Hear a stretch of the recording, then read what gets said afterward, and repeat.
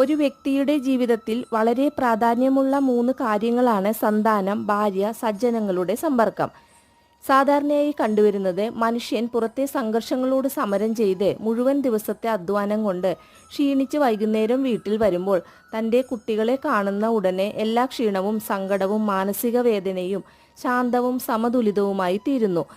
ഇപ്രകാരം ഭർത്താവ് വീട്ടിൽ വരുമ്പോൾ പുഞ്ചിരിച്ചുകൊണ്ട് ഭാര്യ സ്വാഗതം ചെയ്യുമ്പോൾ, തൻ്റെ മധുരമായ ശബ്ദത്തിൽ അദ്ദേഹത്തിൻ്റെ സുഖവിവരം അന്വേഷിക്കുമ്പോൾ, ലഘുഭക്ഷണം കൊടുത്ത് തൃപ്തനും സന്തോഷവാനുമാക്കുമ്പോൾ മനുഷ്യൻ തൻ്റെ മുഴുവൻ വിഷമങ്ങളും മറന്നുപോകുന്നു.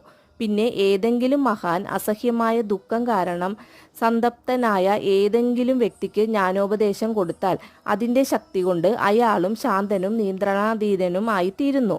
അനുസരണയുള്ള സന്താനം, പതിവ്രതയായ സ്ത്രീ, പുണ്യവാന്മാരുമായുള്ള സമ്പർക്കം, ഇവ ഒരു മനുഷ്യന് സന്തോഷം